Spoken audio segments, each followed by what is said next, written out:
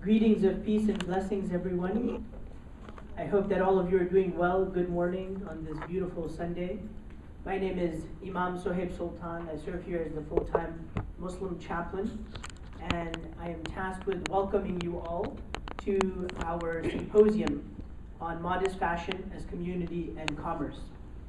I'm very excited to be co-hosting this program along with the Muslim Life program, which I direct here in the Office of Religious Life at Princeton University, with altMuslimah, which is an online blog, and with whom we have been doing many events over the course of the last several years. Some of you have been part of those events on courting, marriage and divorce, Muslim women in the arts, Muslim masculinity in an age of feminism, which was our topic last year.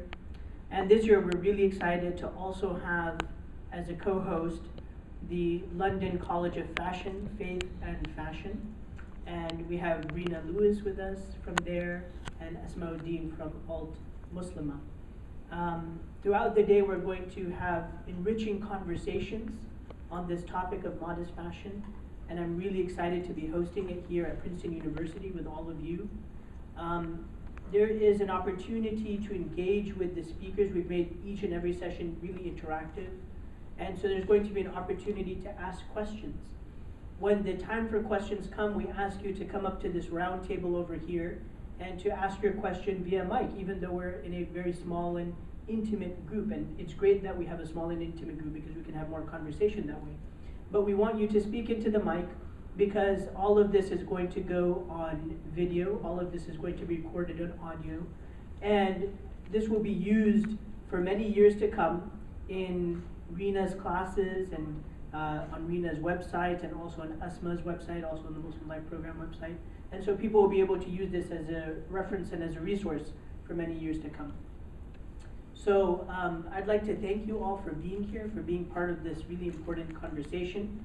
We expect throughout the day for other people to come in and out, and I hope that you use this as an opportunity to not only get to know some of our wonderful speakers who are going to be joining us, and they're going to be introduced in a little bit, but also get to know each other. All of you are coming from many different facets of life. Some of you are coming from academia, some of you are coming from different industries, including the fashion industry. So get to know each other, and there's plenty of snacks here on the left to facilitate that getting to know one another. So please grab coffee, tea, make yourself at home. Just imagine this as your living room for the day, and that in your living room you can just be yourself, and you can engage in the type of organic conversations that we hope come out of this symposium. So without any further ado, I would like to invite Reina to come and words of introduction. So Reina, I'll give the mic over to you. Please give her a big round of applause. Thank you so much. Thank you. I'm going to go to this. It's such a very great pleasure to be with you here today, and I think half the people in the room have a really horrible cold. So I'm explaining in advance, I'm going to be doing fashiony air kissing from a great distance, because I do not wish to shake hands or touch anyone or share. And although Asma was very keen that we should not be using notes, I'm afraid I only have half my brain power working, so I am. As Suhaib said, and I would like to thank again Suhaib and the Princeton University.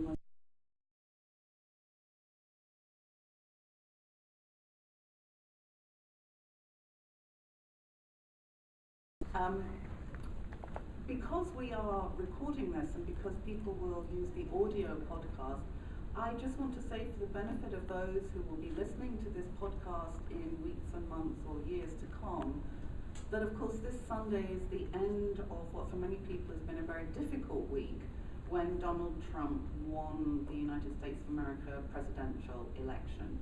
And as Asma and I wrote in a piece we had on the fashion website Refinery 29 this week, the fact that in his campaign speeches, Donald Trump often spoke of his desire to restrict the number of Muslims or the ability of Muslims to enter the United States of America, leads us to think that what Muslims are wearing and what Muslims look like, those visible clues, which are so often clothing, may be again in the political agenda. in a climate of fear for many, fury and anxiety that has become pervasive, many liberals, Muslims, people from other religious communities, minority ethnic communities, and of course the trans and queer communities feel very concerned about the future of their place in this country. And many of us abroad also share some of those concerns for the international ramifications. And in these challenging times, we hope that events like today's discussions will help develop our own ability to think critically and creatively about how to foster our existing alliances and community strengths and build new ones as we move forward into envisaging progressive and inclusive futures. So the wider context beyond events of this week for this discussion is framed by both positive and negative experiences of and responses to the intersection of religion, identity, and fashion. Now, one positive front is the style revolution of cool, modest fashion visible in the US and elsewhere around the world across the faiths, and of course in this very room here today. We're a very stylish crowd. Led mostly by women and often young women, fashion that provides style solutions to a variety of religious considerations has emerged onto the market and into the style media. Niche modest fashion brands have met the needs of fashionable women who want to dress modestly in relation to their understanding of their faith, their community and their social role, and who often felt ignored by the mainstream fashion industry. Fashion activity from designers and creative entrepreneurs has created product, and we'll be hearing about that particularly in our final session today, that has met the needs of many. And fashion commentary in blogs, in social media, and in print journalism has provided style inspiration. But more than this, and what really grips me about this topic, is that the umbrella of modest fashion has proved to be a conduit for discussion between women that go far beyond what is sometimes presumed to be the trivial concerns of fashion. Women bloggers and social media commentators cross-post on each other's platforms, and women entrepreneurs discover and welcome consumers from other faith groups, as well as many women who identify as secular, who want clothing that provides more forms of cover. Women who participate in modest fashion may find themselves talking on and offline and at events and at fashion fairs to women who have similar styles but very different spiritual beliefs. They may find themselves talking to people with whom they powerfully disagree on many political and social issues. In all of this, what I see running through the modest fashion community, what some people call the modest fashion movement, is a tremendous adherence to the idea of respecting choice and diversity. And that can be differences of opinion within religious communities and beyond. And this is not always easy. And this is one of the things that characterizes so much of the conversation that I see. And I think we are also speaking at a context in which the mainstream fashion industry is beginning to wake up to modest fashion consumers. When I was working on my recent book, Muslim Fashion, for 10 years I was hearing women say, we can't get what we want in the stores, we're being ignored. And then all of a sudden, as the book came out, suddenly the mainstream brands were selling clothes, whether it was Monsoon or Mango or DKNY doing a Ramadan collection, or Net-a-Porter doing an Eid edit, or Uniqlo in their collaboration with British designer Hannah Tajima. The mainstream brands have woken up to this. Now, on one hand, this is good news. It's very difficult to find yourself not having your needs met in the market. And we're not really surprised. Marketers who are specializing in Islamic branding and Muslim marketing have estimated the global market for the Muslim spend on apparel, not just modest fashion, that's all clothing and footwear. In 2013, they estimated it at $266 billion US, and they project it to go up to $488 billion US by 2019. Globally, the Muslim population is youthful and growing. It is hardly surprising that brands want to develop loyalty relationships with those consumers, whether it's for fridges or footwear, they want their buck. So one of the things we're also thinking about today is it an unalloyed good to be constructed as a consumer segment? What are the unexpected, to some, consequences of finding that parts of religious life become commodified in new and different ways? Is it going to mark a challenge to existing brands that have arisen out of community members trying to provide product for their needs? Are they going to lose market share? And are we going to see more opportunities available for all sorts of women? And, of course, there is going to be, I think, a side interest developing in providing clothing and lifestyle needs for men from different religious communities as well. So we're going to see further segmentation of this newly constructed, religiously segmented market. We have a wonderful collection of speakers today, and Asma is now going to take us through our running order. Thank you.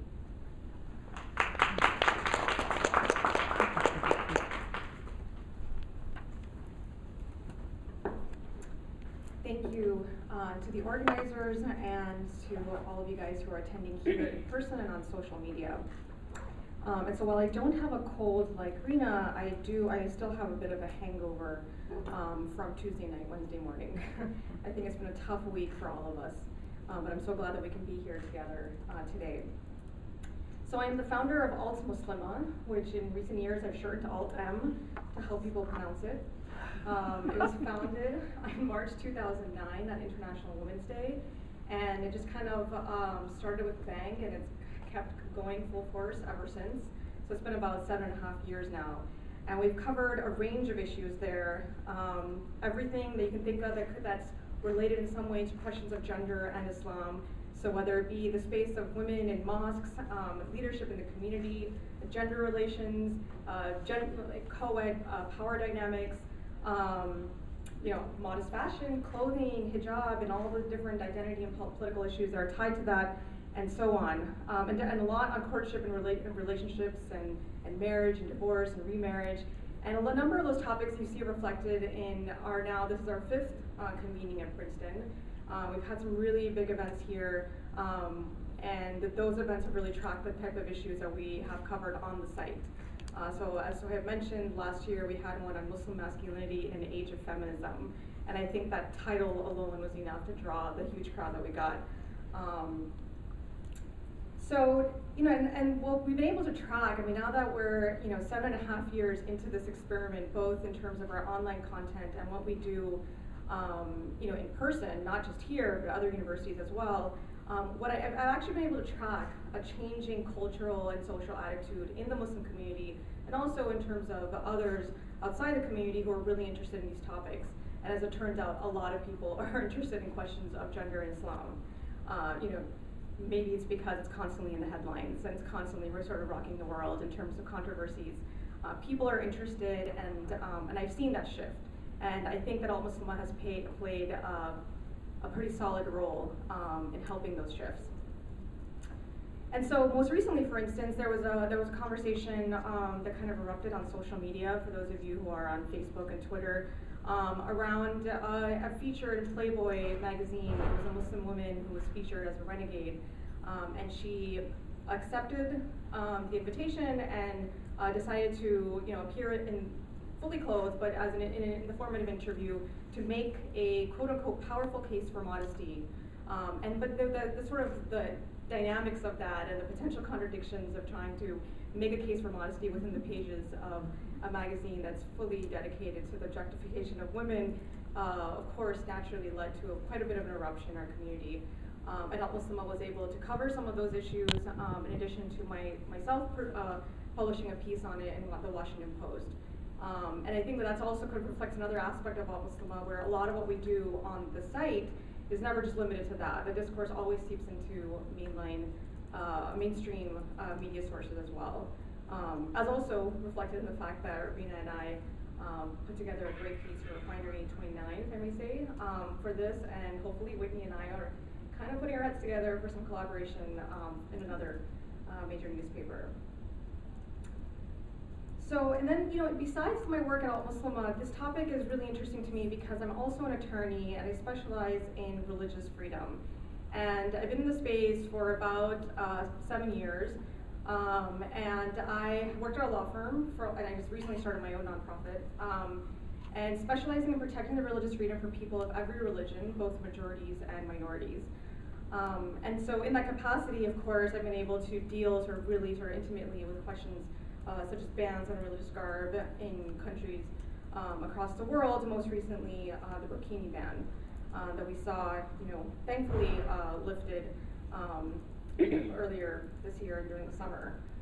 So in terms of the types of issues that we're going to be exploring today, from the social, the cultural, to the legal, I think it's exactly, it's going to be an interesting exploration of the full range of issues and something that fully comports with all of my variety of experiences. One note, in addition to the folks present here physically, we also have other venues where this, so as Reina and Suhaib mentioned, this whole thing will be videotaped and the videos will be available online afterwards. We'll also have a transcript available. We have a podcast that will be created off the audio. We currently have live tweeting with #ModestFashion. And so for those right up here is tweeting for us, and if you guys have your phones out, feel free to add to the conversation. And so, yeah, so all your questions and contributions are very welcome, and just wanted to kind of point out that there are other audiences that are looking forward to that as well. So I'm going to introduce our speakers today. The first one is Whitney Bach, and she's a Brooklyn-based writer focused on the intersection of fashion, faith, and ethics. She writes for publications like The Washington Post, Fashionista, Christianity Today, Billboard, and The Hollywood Reporter, in addition to blogging at her own site on blogging.com. You can find her on Facebook, Twitter, and Instagram. Laila Alawa, who is going to be joining us a little bit later, is our second speaker. She started her career at the White House and Congress and is the CEO and founder of The Tempest, the leading tech and media company by diverse millennial women for the world. She is also the host for The Expose, a podcast tackling tough topics with snark and wit. In 2016, she was honored at the White House Summit on the United States of Women. Since founding The Tempest, Laila has been quoted in national outlets like the New York Times, The Guardian, and CNN Money as a disruptive force in media. In her previous life, Laila was a researcher here at Princeton studying socio-cognitive processing under the framework of community, identity, and belonging. And then we have Mimi and Mushky, who's going to be our last set of speakers for the third session. And they met as sisters-in-law who bonded over the struggle of finding well-made yet affordable clothing that fit their minimalist aesthetic. Fashion lovers, but not trained in design, they joined forces to make the clothing they wanted to wear and launched Mimu Maxi from their Brooklyn base in 2013, drawing on the spiritual depth of their ancestry and Jewish law. Popular immediately within their Hasidic community, Mimi and Mushky have from the start designed for and engaged with women from a variety of religious and spiritual backgrounds. Featured in Vogue, Refinery 29, Huffington Post, and New York Times, Mimi and Mushky also provide routes dialogue with a lively Instagram page that regularly features posts from women of different faiths and encourages reflection on a variety of religious interpretations within faith community. To get things going, each of our contributors is going to give a short TED-style talk, or a presentation from a written presentation is fine as well. And then Reina and I, as moderators, are going to guide us through a set of topics before we open up to contributions from the audience. We've divided the afternoon up into 3 sessions, as you know. Obviously, our conversation will run in between the sessions as well. And I just want to emphasize again what Suhaib was saying about treating today as kind of like your living room, engaging conversation with the speakers and moderators and with each other. And so, our first speaker is going to be Whitney, and she is going to be talking about life.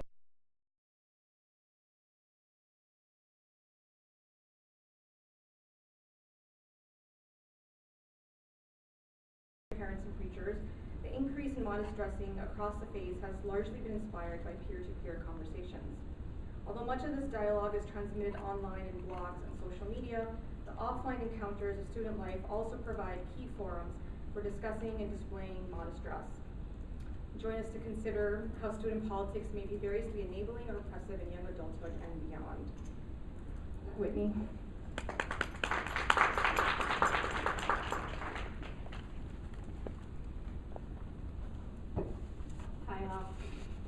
for having me.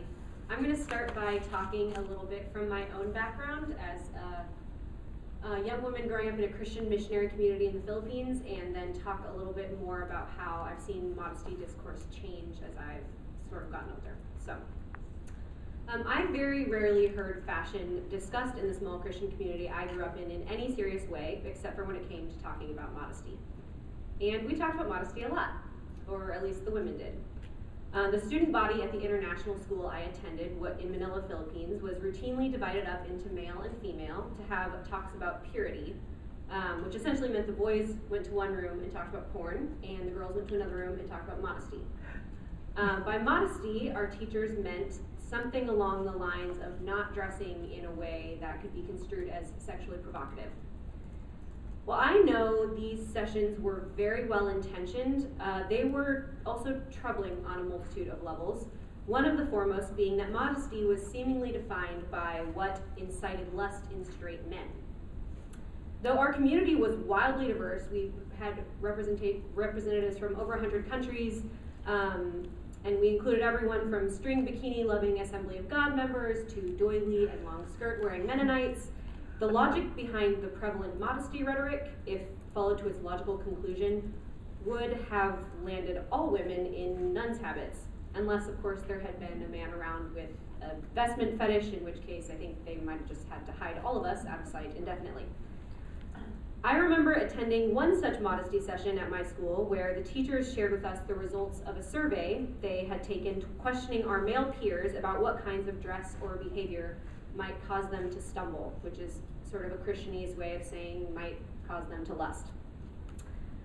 Two particularly memorable responses from this survey included a request for girls not to wear long necklaces, lest they draw attention to the breasts over which they hung, and another asking that girls not hug other girls, lest an onlooking male see it and be inspired by it to desire intimate contact with a female. Devout young women like myself often struggled with these mandates. I was serious about my faith and genuinely wanted to honor God, but I also wanted to dress in a way that made me feel confident and let me express my creativity. Hearing a teacher say that one of my peers looked like a slut because she wore a dress he considered too short was also bewildering to me. I knew that student. I knew she was celibate and that she planned to remain a virgin until she was married, and she wasn't trying to communicate anything else with her dress. It was not her intention. Like any teenage girl, or perhaps any human being, I wanted to look good. But it seemed like if I looked too good, then I might sin by causing men around me to lust. It's perhaps unsurprising then that I exhilarated in the freedom I felt once I moved to America to attend a college in Chicago. Not so much to dress in ways that would have been considered immodest by my old community, but simply to stop worrying so much about modesty.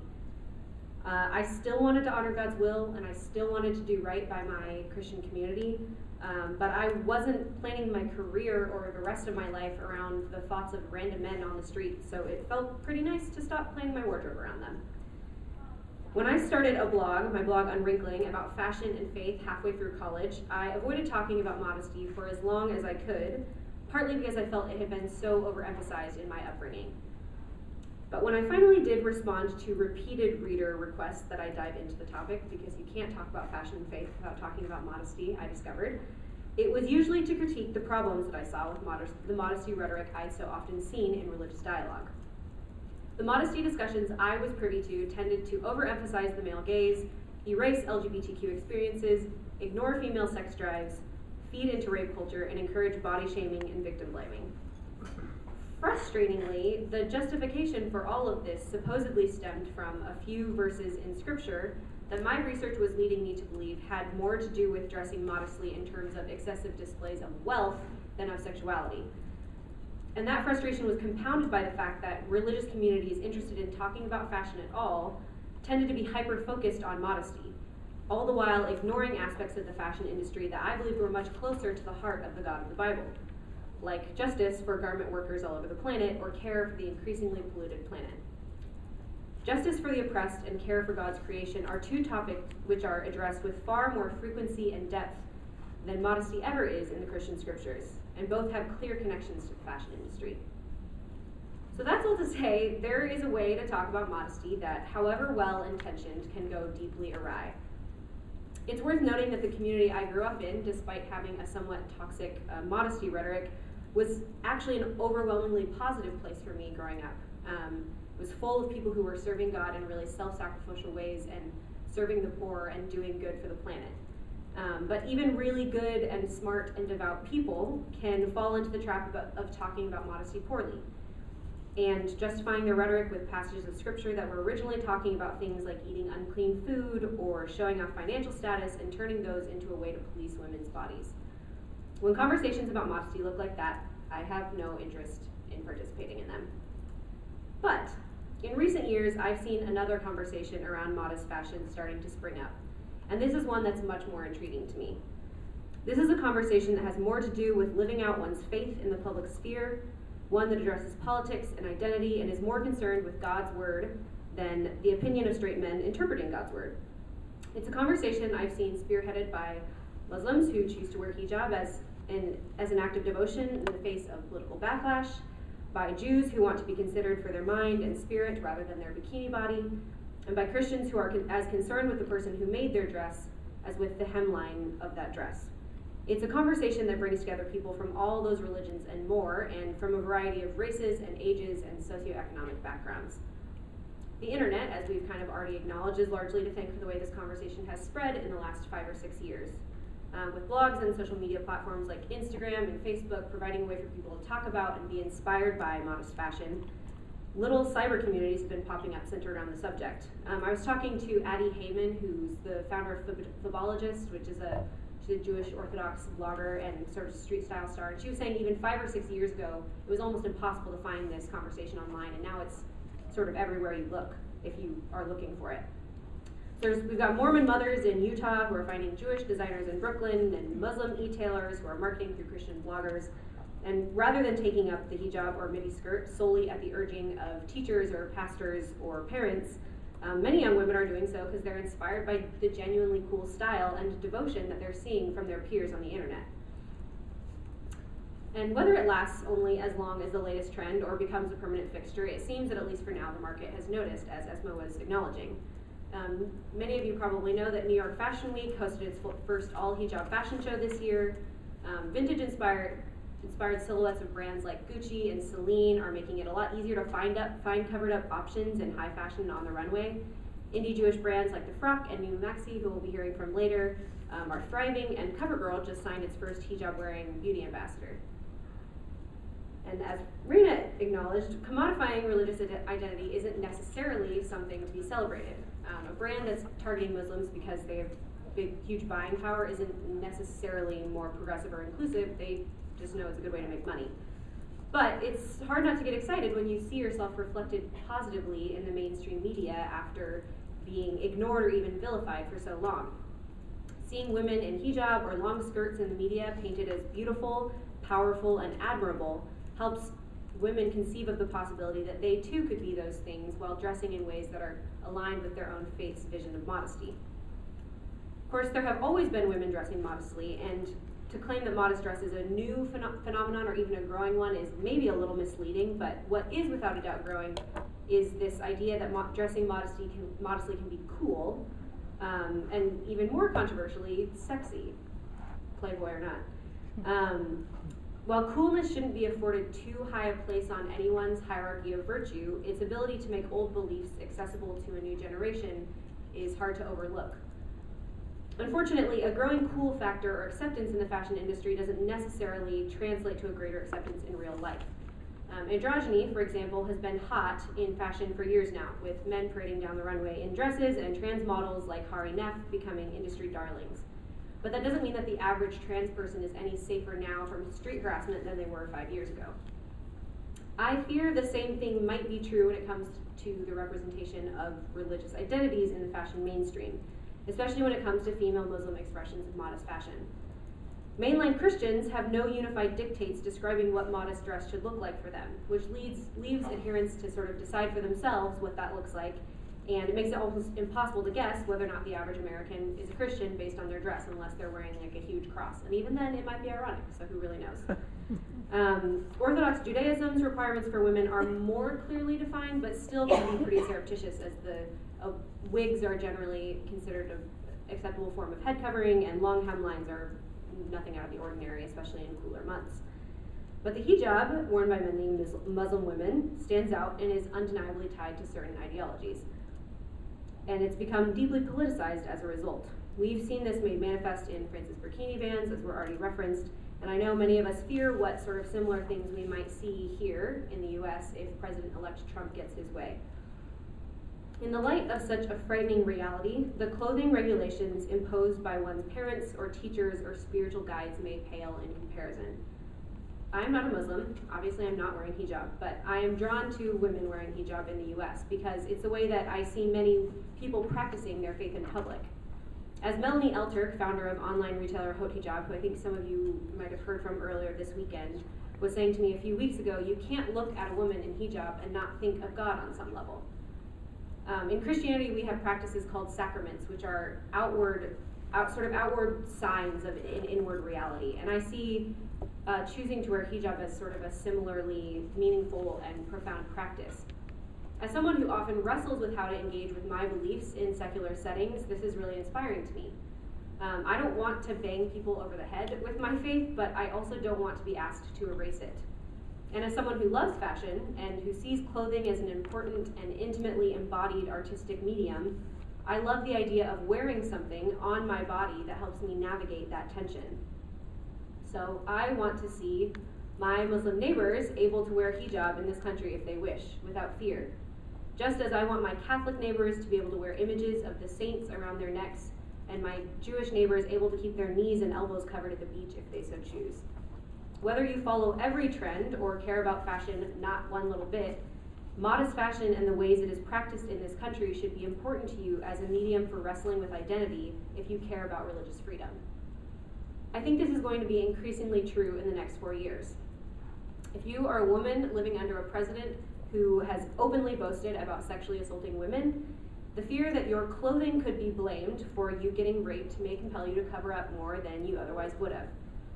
If you're a Muslim living under a president who claims he would like to kick you and your community out of the country you call home, it might feel like wearing the hijab is equivalent to putting a target on your head.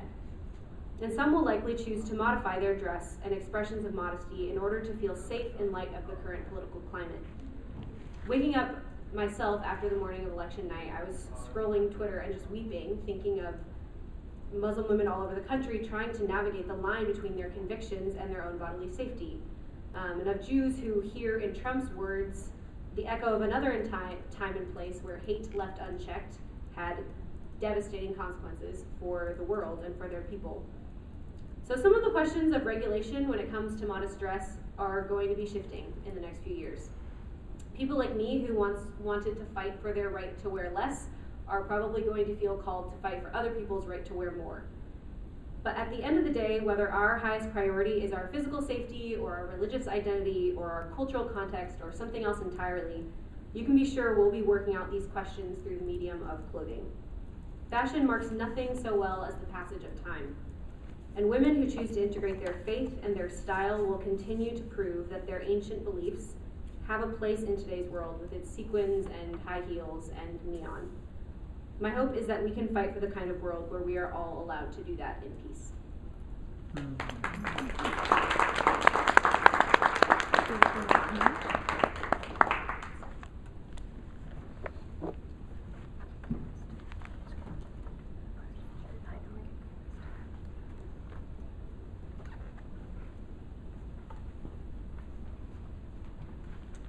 Thank you, Whitney, for, I think, your vulnerability, and also for touching on a range of really important issues. So I'm going to start closer to where you started, because you were talking about the modesty doctrine and all the problems with that, and the gender inequality, and the fact that it puts so much emphasis on men and their ability, it seems, not just in the Christian community, but other communities, there's like this perception of men kind of as unable to control themselves. And so women have to carry the responsibility and make sure that they don't provoke certain reactions. Or in Christianese, as you said, don't cause men to stumble. But I know in some of your writings you acknowledge that there is some sort of usefulness about the modesty doctrine. This idea that the way you dress does have some impact on, acknowledging that there is impact on others and that needs to be taken into consideration. And so I was hoping you could elaborate on that a little bit. Yeah, wow, there's a lot there. I mean, I guess the thing, coming from a Christian perspective, is that as much as I feel like I saw modesty rhetoric sort of done poorly, it's still not something we can do away with. So the Christian scriptures do talk about modesty, and they do recommend it. I think that the way it is enacted has been really problematic in what I've seen a lot of times. But I think one thing that I'm grateful for is that there was this emphasis on understanding how your clothing affects others. I think is just helpful in general, like in life, to recognize that what you wear, it can't force anything on anyone else. You can't make someone do X, Y, or Z by what you're wearing, and therefore you shouldn't. I think this comes into talking about rape culture a lot. It's like you never want to blame the person for what they're wearing. But on the other hand, it's helpful to understand, just as walking into a job interview, I would want to understand what my, sort of the impact that my clothing has or what it communicates. I think that's one of the things that I do appreciate about having grown up, hearing clothing talked about the way I did, because it was clear that it's a communicative medium, and if you don't understand that, it's not advantaging you to not know that. Well, so, on the question of communication and what the messages you're sending through your clothes, I mean, you had mentioned during your talk this idea that now modest clothing, including the hijab, can be seen as a signifier of cool or sexy even. And that's definitely a changing conversation. That's definitely one that I'm aware of in the Muslim modesty movement, this idea that a lot of women are either wearing it to be cool, to be fashionable, or, I've seen articles published in mainstream publications where headline, I wear the hijab not as a sign of religiosity, but as a political statement. So, in addition to the fact that, taking others into consideration in the form of a male-woman dynamic, what is that communicating to society at large? In terms of, is it somehow sort of diminishing the religious significance of that clothing? Is that problematic? What are your thoughts on that? It would be really interesting to be having this conversation 10 years from now, because the cross is something that at one time was so clearly a religious symbol, and it's not always that anymore, right? So when there are times when the cross has been appropriated as a political symbol or as an ironic symbol, as an artistic symbol, I guess it's interesting to think of how that would work with sort of specific iterations of modest fashion like the hijab, because I think the way that some Christians feel about the way that the cross has been appropriated, and that it's not just about religious significance anymore. They feel hurt by it. They feel offended by it. In the same way that I don't know for some of the people in the room, if you're wearing hijab, how you would feel about someone saying this isn't for religious reasons, this is a political statement. And actually, I went to a Christian university where a Christian professor there at one point decided to start wearing the hijab in solidarity with Muslim women in this country, and there's a very long sort of story and controversy there, but she's not working there anymore. For a lot of different reasons. But there are things like that where she was not taking it on saying, I believe necessarily the same things that these other people do who are wearing this, but I'm trying to stand in solidarity with them. And I think that can be really powerful. But I guess I would be more interested in hearing from those of you in the room who wear hijab, how you would feel about that and what sort of your thoughts on that would be. Yeah, I can understand that feeling of hurt when someone kind of takes something that a lot of people see as a religious symbol and then, go out there and make it something else, especially if it's in a very sort of public mainstream fora. And I would say a lot of that is actually what we saw with the Playboy controversy. I think it was, even for me, for somebody who doesn't wear the headscarf, there was just something so deeply troubling about that. There was some sort of diminishing of the sacred, and that it was just kind of being sold out for other purposes. That was my reaction. I think the reaction of a lot of other people. As a lawyer, I think there's also legal implications of when you take a religious symbol and essentially strip it of its religious significance. I mean, I think if you're going to have a really broad discourse around hijab as a political symbol and not a religious one, and that becomes kind of a mainstream thought, well, you can't really bring religious discrimination lawsuits anymore because the political symbols are not protected in the way the religious symbols are. And so I have that worry as well.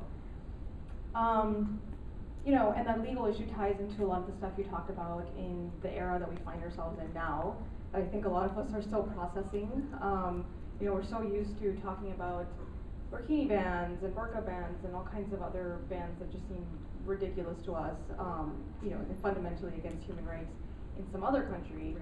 And now it's going to, you know, we worry that's going to become an issue here in some form or another under currently President-elect Trump. So I think, you know, now more than ever, there's a need for the type of interfaith conversation that you've been engaged in and that I've engaged in through altMuslimah, in terms of actually beginning to build those relationships. And you had spoken a little bit about how modest fashion has kind of served as a conduit of creating real relationships, and I mean not like an interfaith dialogue where kind of get up on stage and we talk about our theology and everyone kind of basically leaves the event agreeing to disagree and feeling warm and fuzzy about it, but actually making real relationships that are going to be able to withstand the storm that I think a lot of us are expecting. And I was hoping you'd comment on that somewhat. Yeah, well, I feel like now more than ever is the time for interfaith relationships to happen. I know that there have been a number of people who say they voted for Trump out of hoping that he would protect religious liberty because of some of the things around the kinds of birth control that he's not going to force religious entities to give out, etc. But to me, you can't, to equate protecting one specific group's religious liberty with protecting everyone's is just not the case. I mean, we've seen that he's sort of gotten the white evangelical vote by saying that, like, I'm going to sort of go for this group's rights in ways that disregard the rights of others. And to me, that's so deeply troubling and so distant from, like, the heart of Christianity and from who Jesus was, who's, like, supposed to be the leader of this movement. So to me, I think the modest fashion conversation, as I've seen it in the last few years, has been really encouraging because it has been a way for me to, like, meet women, usually from across other faiths, and be like, let's have a conversation. Obviously, there are a million things we disagree on, but we can agree about some things, and I would hope we can all agree that, like, we want to all be able to practice our beliefs in, you know, in free ways in this country, which has claimed to be a protector of those freedoms for a long time. Yeah, I mean, when you talk about consistency of religious freedom, you touched on something that I'm really passionate about, doing this as a living, you know, for a living, and you know, this idea that, and I have been one of those people who have stood up for the rights of religious majorities and, you know, conservative beliefs that I might not fully understand or believe in, but you know, there's a need for that consistency. And in this election, it's really amazing how you have people who are so high profile who don't seem to get that, either willfully or not.